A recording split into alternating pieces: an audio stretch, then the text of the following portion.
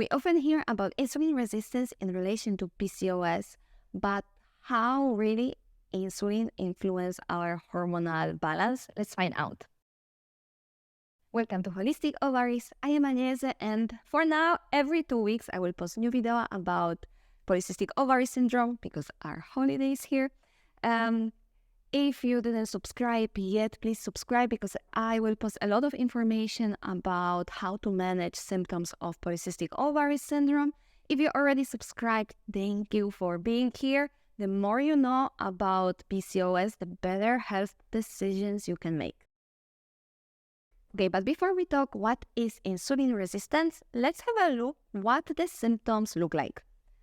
Brain fog, difficulty concentrating, forgetfulness, fatigue and low energy, increased hunger and cravings, particularly for sugary and high carbohydrate foods like pasta or bread, weight gain, especially around the belly area, and difficulty to lose weight, darkened skin patches often in the armpits, neck and groin areas, sleep disturbances and sleep apnea, high blood sugar levels, and high blood pressure. If you have PCOS and you recognize any of those symptoms in yourself, this is a very high probability that you have insulin resistance because insulin resistance is a root cause of PCOS. In women with PCOS, it is estimated that 65 to 70% of women have insulin resistance. What is interesting that insulin resistance in PCOS is not limited to women that are obese or overweight. Lean women with PCOS with body mass index lower than 25 also can have insulin resistance. At lower rate, it is estimated between 20-25%. And here we have very, very important point. Insulin resistance is not only determined by body mass index. As you can see, lean women with PCOS who have no excess weight can also experience insulin resistance because other factors beyond body mass index, like the body mass composition, will play a significant role. Insulin resistance in PCOS is not solely the number on the scale. It is more about the lean muscle mass versus the adipose tissue, the body fat. It is possible for women with lower BMI to have higher percentage of body fat than lean muscle mass, and that can contribute to insulin resistance. Keep that in mind because this is going to be a very important point when we are going to talk about how to combat insulin resistance. So let me explain what insulin resistance really means. Imagine your body is a house and your cells are the door with the locks. And insulin is the key that can help open that locks and that glucose from your food enters through that door to give you energy. Once the glucose is inside, it can be used for energy in various functions and activities like thinking, walking, memory, reproduction, and regeneration. Okay, so that in the perfect scenario when you are not insulin resistant. But what happens when you are insulin resistant? Well, the doors do not respond well to the key. It means your cells do not respond well to insulin. It doesn't want to open the door. The door is like the rusty door that you cannot even enter the key inside.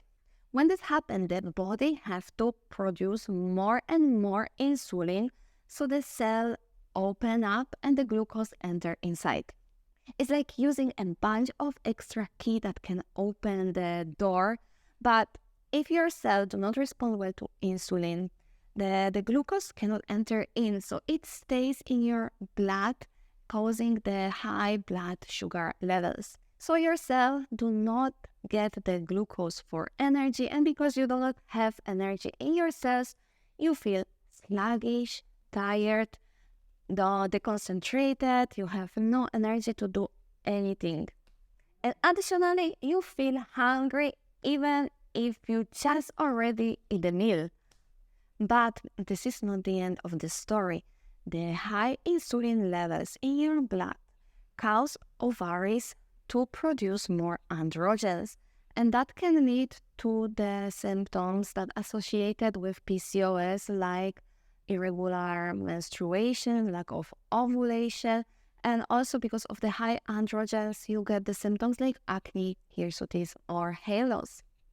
Additionally, high level of insulin can cause weight gain or difficulty to lose weight.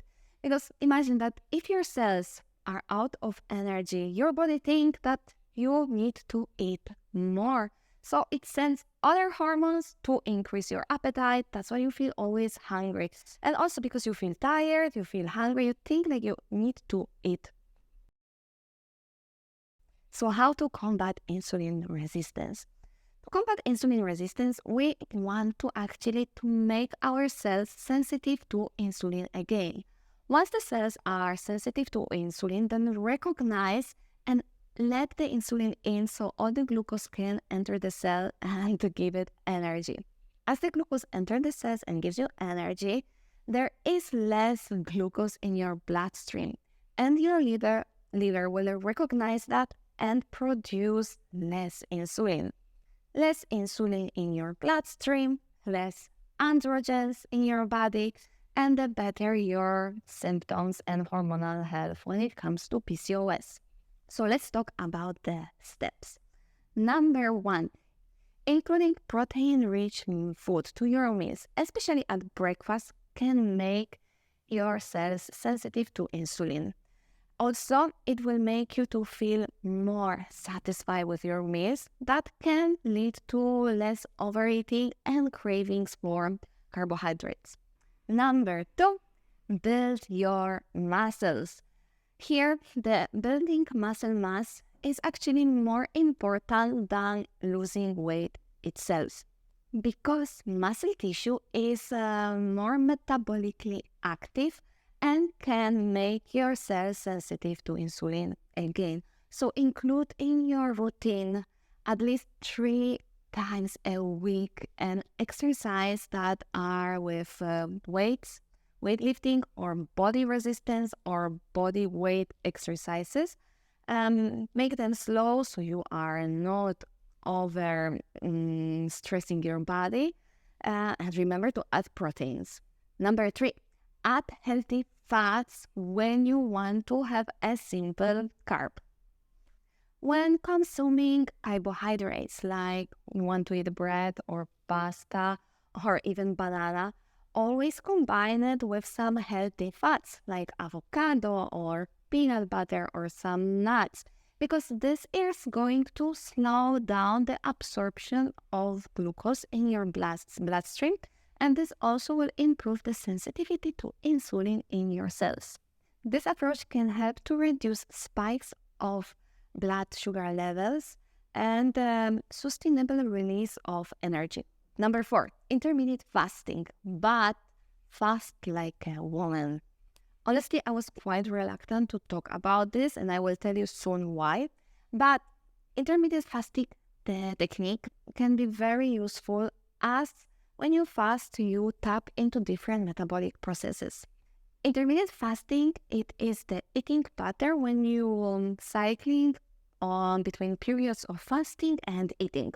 However, it is important to approach intermittent fasting differently than men due to our hormonal differences. And especially if you are a woman with PCOS, be very, very mindful, because eating disorders or disorder eating habits are very prevalent in our community. I would say 12 hours of intermittent fasting is enough for us women with PCOS. In that way, you get benefits of fasting without stressing and putting a lot of pressure on your hormones. Also, I would say if you are a woman who have menstrual cycle, different fasting in different time of your menstrual cycle. I would definitely talk about this more in the future videos, so stay tuned for that. I will be boring and I will not talk too much about this, because I always talk about this. Remember about sleep and about stress, the stress and sleep, it is so important to improve our metabolism, about our insulin sensitivity. So don't skip that. It is so easy and it's free to do it, to relax. So do it. I hope this video was helpful. If you have any questions, leave me a comment. Remember to subscribe. Remember that I have a free PDF guide that you can see in the box description. And I see you in the next video. Bye-bye.